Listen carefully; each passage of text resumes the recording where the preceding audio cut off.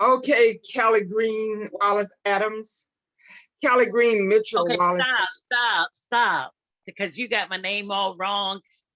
Start over. Okay, Kelly Green Mitchell. Just Kelly Green. Just Kelly Green.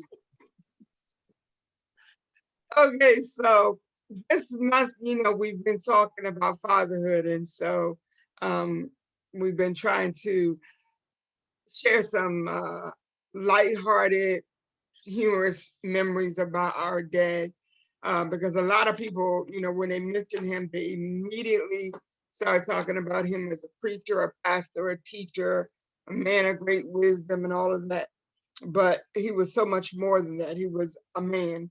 He was a father. He was a husband, a grandfather, and we have some really funny memories of him. So I invited my youngest sister, Kelly Green, to join me tonight and have her share some humorous memories of the man, James Frederick Green. Well, I'm going to start by saying the reason why she was giving me all those last names is because I'm searching for a man who was like my daddy. And they just don't make them like that anymore. So, all jokes aside, I really, really, really do mean that, though, because my father, though in so many ways didn't maybe do everything like regular dads, he had such a heart, and family was his focus. It was like the main thing on his mind, and people that didn't know him didn't understand that his family meant more to him than anything. But we were talking about funny things. So I told my sister there's two things I want to share. One is many people didn't know, like years and years ago, because my father has always been known for being a really good dresser. Like he always had on Stacy Adams and dress pants and a shirt and a button up. Everyone, when he got older, he would wear shirts with no button up, like with no collar, but pretty much I never saw my dad all the years I knew him in a pair of jeans. I never saw him, I never in no shorts or nothing like that. I mean, he just was this cool guy. So when I was in the 5th grade, I had a little incident at school where I went to get some water out of the water fountain, and the water fountain was built in to the wall a little bit. And I turned really fast and I hit my head. And to this day, I still have the scar. So they called my dad to get me, because at the time, my mom, she worked in the school system, so she couldn't come. And my dad came. And when my dad walked in, my dad had on his Stacy Adams, but they were not tied up. He had on no socks. He had on a plaid pair of pants and a not coordinated color shirt with design in it. And as much as my head was hurting, I was too embarrassed to even say that was I was like, Daddy, like, why would you come and get me looking like that? Because everybody knew him as this snazzy dresser. I'm like, who the heck is this guy right here? And my dad, God rest his soul, had very dry skin. So his feet was all ashy. He had on no socks. It was humiliating to me as a my gosh, I'm talking about my daddy. And that picture is so vivid in my mind as he walked down that hallway, and I was like, that is funny. Like, keep walking. Like, you got. Oh my God, I can't even picture that. Oh my God. But I do remember when Mom used to lay out, when we were lived on West Main Street, she would lay out what she wanted him to wear. Because initially, Daddy didn't have that snazzy, razzy-dazzy thing, But cool dude anyway. But that day, he got no cool He always had that military, gotta have his pants start, that pleat in there and all that. And ironed them himself. Yeah, he because couldn't he didn't. color coordinate or something. Yeah, it was color coordination that mom tried to help me with. And that day at East Salisbury School, now we know why. That is funny. Listen, Wow. I'm so embarrassed. I What was you like, say? Keep walking, keep walking. keep walking, you're not for me. You're not. And he came right in. I'm here for Kelly Green. He was like, oh my God. Oh my God. Now that's funny. That is funny. Oh, daddy. Took me to the hospital, got me some stitches, took me home. He was in the hospital looking like that too. Yes. I was stuck with him taking me everywhere I needed to go back. It's like, just hurry up and get me home. It's just like, long as I get me away from school, because in the 5th grade, you can't live stuff down. And it's like, I did not want nobody to see my dad. Now So that's who was that can't pick you up? I would have to say somebody from Bailey's. I couldn't. Okay. terrible to talk about my daddy. Okay, No. give us another one. So I'm gonna say that one of my most interesting, heart-touching moments with my father when I was younger was I got pregnant at 17. And I remember my mom, she can't keep nothing. So I told her, because we were close, and I wanted to build up a couple of days to tell daddy. I mean, I got 9 months, she ain't got to tell him today. But soon as I told her that evening or like the next day, she told daddy. It must have been the same day, because I remember how our house was built. Their bedroom was on one end of the house and ours was on the other. So I could hear him walking down the hall, and I'm like, oh my God. He walks in the room, and anybody that knows my dad, like, knows he's military, know he's real serious, he's not a big jokester or anything like that. But he said to me, he said, your mom told me that you were pregnant. No, having a baby. He said, having a baby. And I said, yes, sir. Because, we were raised to say, yes, sir. And he said, you're not the first. You won't be the last. And if you need anything, let me know. And he closed the door.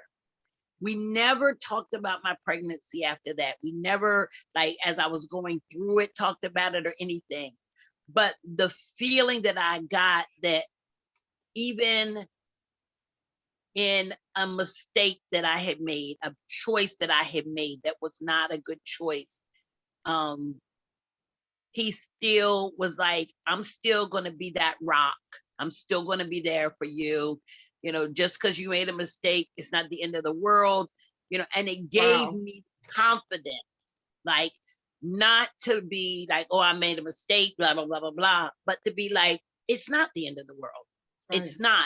I have had people, people even said, like, things to me about it, but I felt like, not that my dad was okay with it, but he was willing to unconditionally love me through it. And I think that was one of my most precious moments with him when I was younger. And it's interesting, before you go on, I want to say, I find that very interesting, because those are the same words he said to me when I had to drop out of college.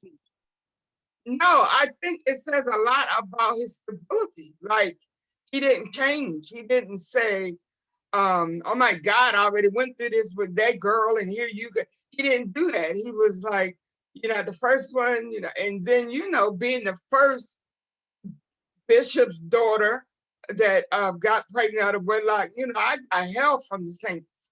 But he never did that. And he was the main person I was concerned about that was going to be really exactly. I wasn't concerned about, I'm not concerned about the people. It was him, because I know that his name and who they were in the community were people of integrity. And I didn't want my choices to reflect negatively on them. But again, realizing that everybody has to walk their own path. And I think what he showed was, regardless of what path you take, you're still going to be my child. May not always, we may not always see eye to eye. And as I got older, I realized how much like my father I was when I really didn't even realize it. And I would say, I think we talked about this the other day, that I would always say that I didn't get to know the man until like the latter years of his life. I mean, I knew him as my father, as the apostle, all of those great things. But when my mom got sick and our relationship shifted, then so did me and my dad's, because now he was her caregiver. So I had to check on her through him.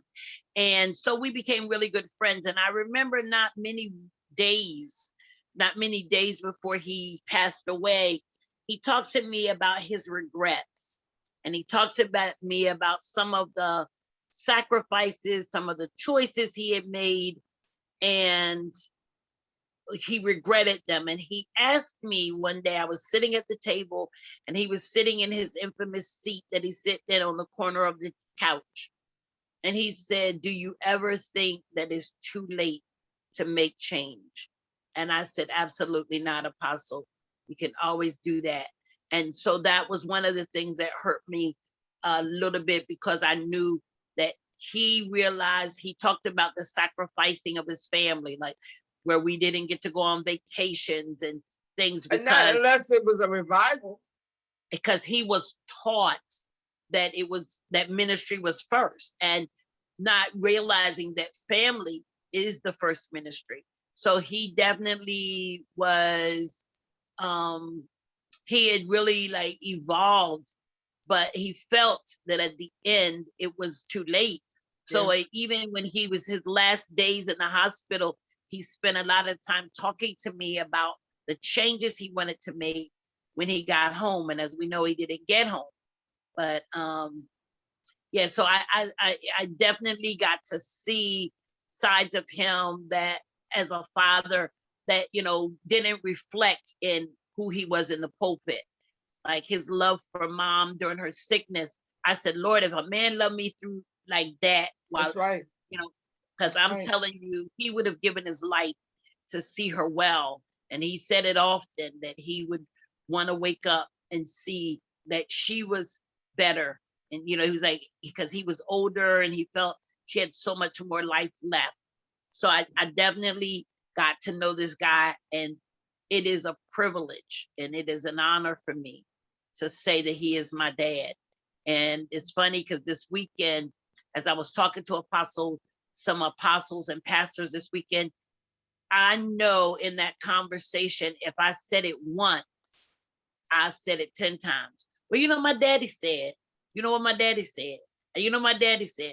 And it was so funny because one of the people was a friend of mine, and he was like, everybody don't know your daddy. I said, well, that's why I'm saying, so you'll know. And he said, your dad was a man of great wisdom. And I said, he was. And when people say, oh, I wish he was here, he is, because I still hear those words of wisdom. And Absolutely. Sometimes I hear it through something that one of us will say, or sometimes I just hear it. I just I think about him and conversations we've had, and I'm like, this is what my daddy would say, and this is how my daddy would handle this. And I just always pray that even as he's in heaven, that we continue to represent him well. I was like trying to remember, my issues with my memory these days. But it was something else you told me the other day. It was a I funny know, but story. because you didn't let me tell it then, I can't remember.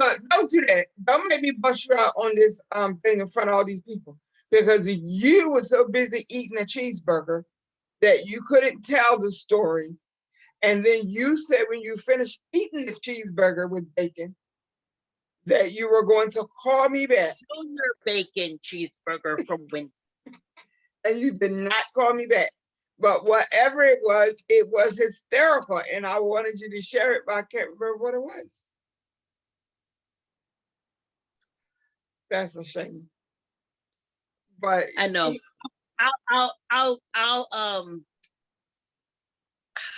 he did have a humorous side that, and I think, like we've discussed, I think it's great that when you mention his name, people say, oh my God, he was such a wise man, or he was such a man of faith and all that, and that's wonderful. But he was more than that. And though a lot of our time with him was utilized by the ministry, and but we still got to see some things in him and experience some things with him that other people didn't get to experience. I was talking to Byron, shared his experience the other day about when he got shot, and how Daddy responded to that. And then I was telling him about when my toenail came up and I had to get it sewed back on. And Daddy was the one that went to the hospital with me. And the whole time this lady is like telling me, we're gonna sew the nail back on, but we can't numb the toe. And I'm looking at him like, what? And he's talking about, all right, James Tina, don't be up in here acting like no big baby. I'm like, okay, let somebody sew your toenail back on and see how you feel.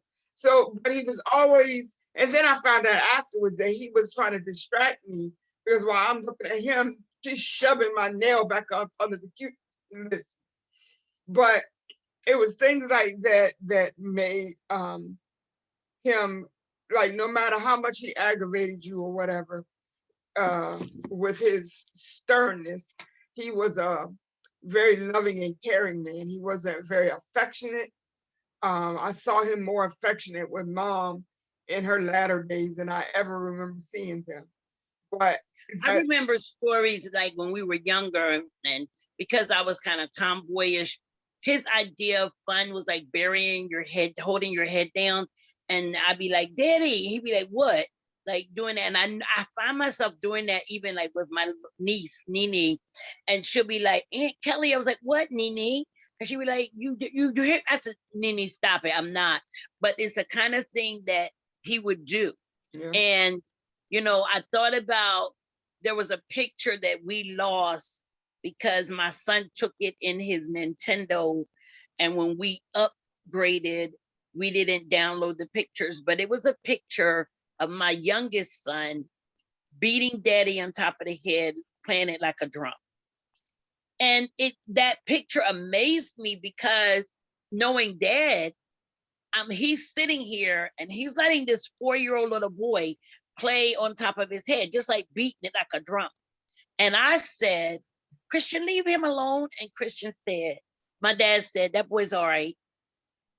And I was thinking, when I was little, he never would have let me beat him on top of the head. that's right. That's right. But it was, yet my other son knew him as almost as a father. Christian got to experience him as a grandfather. So he got to have fun with him. My oldest son, got to experience him as a father. He was the wisdom. He was the father figure that when you wrong, he called you in on the carpet kind of thing. But he did create a high standard for what fathers and husbands should look like. I tell people this all the time.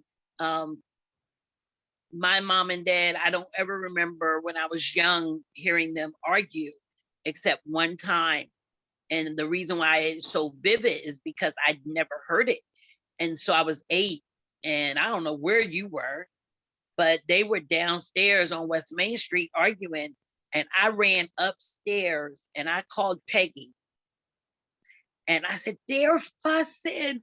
And I was like, that was so unusual. Yeah. I had never, everybody knows, like, my mom and I were really close, and I would go in there and sleep with them and everything, but I had never heard them really in this kind of heated confrontation. It was always whatever they did was behind closed doors, or it was amicable or whatever. And I'm just, he was a man that he didn't have to say. I saw a post today that my cousin said, you don't have to say you're anointed. Your anointed will announce you. And I thought about my dad, like, he didn't have to walk in a room and demand respect. His very presence was just a man that people respected. And I remember literally like looking at, you know, you and I know when we would misbehave and mom, she doing the mom thing. Stop it, stop it, stop it, stop it, stop it, stop it. And he just would turn the paper down and just look, and everything changed. You know, I don't ever remember but one time in my life where he actually like spanked me. And, you know, it was when I was trying to cook my own dinner, breakfast, because nobody was up. And I wasn't tall enough to, like, my eyes met the fire. And I remember turning on the stove and I'm going like this. And he broke around the corner. He snatched me up by one arm and he spanked me on my behind. And he said, "You could have caught yourself on fire." And I realized later in life that it was his fear that drove him to do that. But other than that, I don't really have memories of him giving me spankings. He didn't need to. I was afraid. Did he spank us that night when we was on Market Street and we was supposed to be praying and we was down there arguing about these No, white remember suits? he used to send other people to spank us, which I now that I look at it as a therapist, that was just not good. But he used to tell other people to take us in the bed and give us a beating. I don't know them like that. But do you remember the night that he was spanking Sylvia and you and I sat in there being nosy? And every time the belt came back, it hit our leg and we was trying to move. He said, "No, you want to sit in here." And he made us sit in there. Do you remember that? I remember that. It was in That's funny. when we lived on Haven Drive in Seaford. Oh my God. And we had two twin beds, and Sid was on the bed, and we were over here, and we sitting there, and when he hit her and go back, it hit my leg, and I said, "Ow!" He said, "That's what you get for wanting to be in here." He was a character. Kelly, what did he tell that guy that came to the house? I was getting ready to say, I have used this line on people myself when we were younger. I guess back living in Delaware, we must have been, I was younger than the first grade, I know that. Yeah. And I remember my parents had gotten some furniture on time, and I guess they had fallen behind because they were full-time ministry. And the guy came to the door and said, "Mr. Green, we have to get the stuff." And my dad was like, "You're not taking the stuff out of here." And the guy was like, "Sir, they sent me to get the stuff." And he was a young Black guy. My father said, "Son, don't let them people make no fool out of you today." Which was his nice way of saying, "You're not taking this furniture." And you better get away from him. I remember the boy leaving. I don't remember him taking it.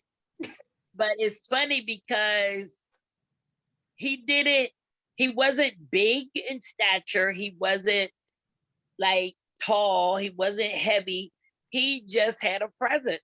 Yeah. And we used to call him, like, remind us of the Equalizer. That's right. That's right. He just was that cool old dude, man. That and when he put that trench coat on, it was over. And see, he grew it. Remember when he grew his beard and stuff like Trapper John, where the streets of gray were down there? But and I can't imagine him coming to your school with the mismatched clothes on, looking like that. Girl, I remember it just like it was yesterday. I thought, "Oh my God, who is this man? This is not my daddy. My daddy don't look like that." Probably he was afraid that you were really, really hurt. He was just. Well, they told him he was going to have to come get me and take me to the hospital, so he was rushing. But, bruh, Jergens, bring the Jergens with you, bro. Even if you had the Jergens, I can still see that picture so vivid in my mind.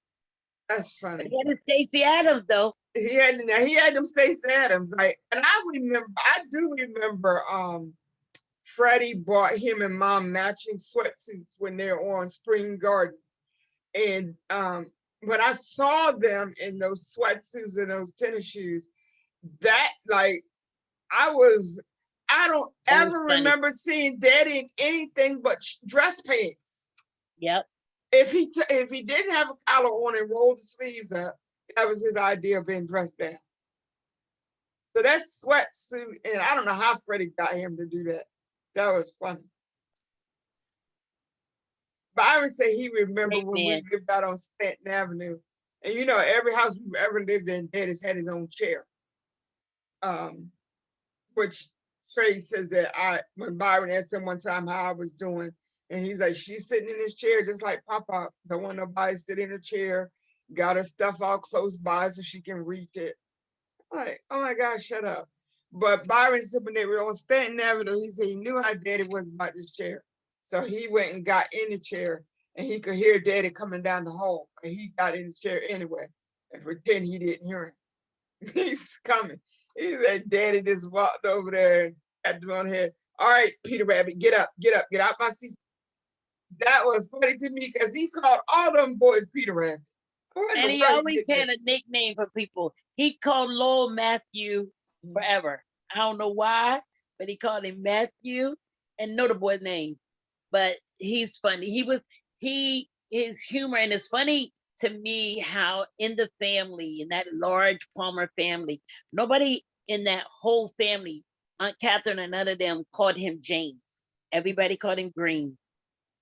Now that's and the true. kids called him Uncle Green. Uncle Green. Yeah. That is funny. Nobody called him James, and all his white friends called him Jim. Yeah. Remember one time I almost got a beating because I called him Peanut. No.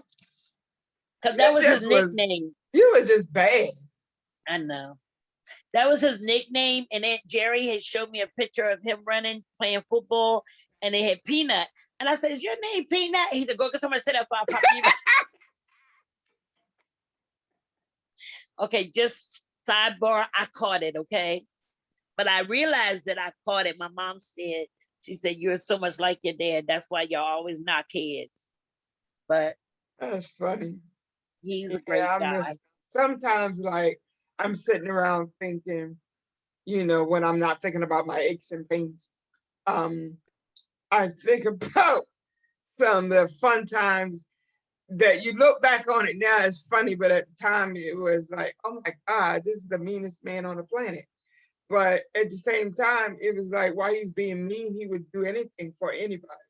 And he guarded us. He was very guarded for his family. And that's why a lot of things I hear people talk about, I said, I didn't have those experiences. And I'm going to say, even as a young pastor, I was very, very blessed. And today, when I talk to people, and it was funny because this came up this weekend, because I was like talking about some things I wanted to do in ministry, and one of my friends was giving me some advice, and I was like, oh, I ain't worried about people, what they'll say. And I said, he says, well, you know that's who you are and whatever. He says, but remember, everybody didn't know your dad. So you can't be like, I'm James Green's daughter, honey, because they'd be like, honey, I don't know no James Green.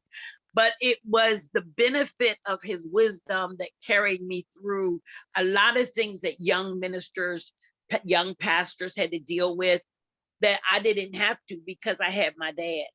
And, I just, again, never even thought about a world where he wasn't in it, to guide me through stuff. So unfortunately, I took that for granted, that he would be here if I had a question. So now, even as, we move ministry to different phases, just being able to say, wow, I just wish I could because I did talk to him about some things before he passed away. I just wish he was here to share. So it's funny, and I'm gonna say this, I'm gonna let you go, but I remember not too long after Daddy died, I was always talking about him on my Facebook, to my Facebook community. And everything was my daddy this, my daddy that, my daddy that. And one of my young ladies, I kind of adopted her, I guess, as a daughter, because she's so much younger than me. But she said to me one day, and I mean, that was like, 10 years ago, since daddy's been gone. But, and I've had a lot of people say a lot of things to me, but she said to me, you don't know. No, she said, I get blessed reading your post about your dad.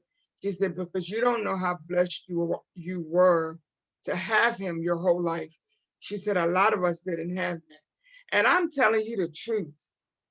It just really hit me when she said that. And I was what, 50 years old almost when Daddy died. That we had both of our parents Our whole life our whole life. And together. yeah, and not we didn't go spend the weekend over his house and come back to her house. And so it's like you said, we just kind of took it for granted. Like My baby boy's father said that to me one time. He said, your normal is not other people's normal. He said, you've had both of your parents, godly parents, in the same home all your life. Even now that you're grown and married and they're still there together. He said, most people don't have that. So that's not the normal. And on a spiritual level, it was so easy for me to transition into worship because I had that kind of father. But a lot of people don't. So I can get why it's a struggle for them. But I'm really blessed, and I do appreciate that God allowed me to be born into this family. You know, I say they kept trying till they got perfection. So here I am. I think it was more of James and Essie didn't recognize that they were supposed to stop. Oh, sure. That ain't it. Me. That ain't it. And then here you come popping all up, creating all kinds of problems. Because It mama's wasn't our problem, child, but it's all making me dress like you. And you know, deep down, I know you loved it, but you tried to fight it. No, I did not. But when I interview you about Daddy, you can tell about the black and the brown and green coat. That's what color they were. And they had the fur around it. They had yours was green, and they had white and green fur, and on the sleeves and on this, and mine was brown. Now, see, you know I don't remember details like that. I remember them ugly coats, because back then they was it. Back yeah, then they were. was pop. They were. I just remember getting yanked up. Wait till we do something on the siblings day. I'm gonna talk about how bad you and Sip treated me as the baby.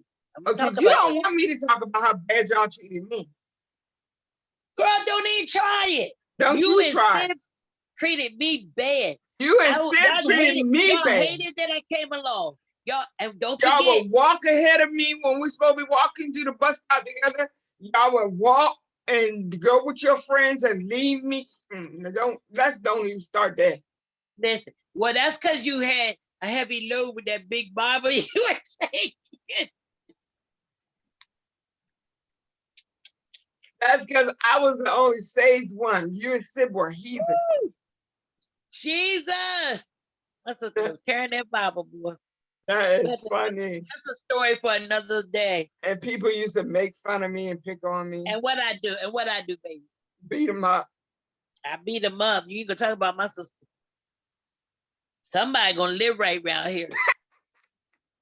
Wasn't gonna be me, but it's gonna be somebody. Mom said, ask you why you get in trouble all the time. And you was like, because they keep bothering her. And I'm just standing there with this great big family Bible.